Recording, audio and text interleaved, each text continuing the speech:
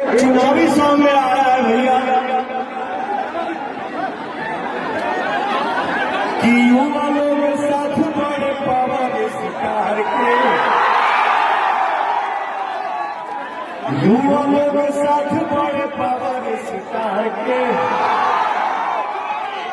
NDA के vote दी है खूब ललकार के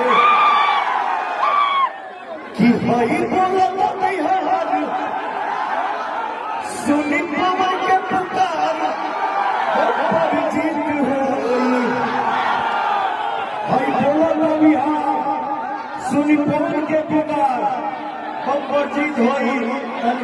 करिए के लहरा किसके किसके पास है ये गौछा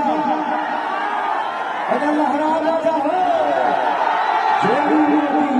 तीस जी के हित जी के हित हमारे पीछे आप भी गाइए, हम एक बार गा दे भाई तो एक बार आप सब गावा जा कि जोड़ी मोदिया ने तीस जी के हित हो।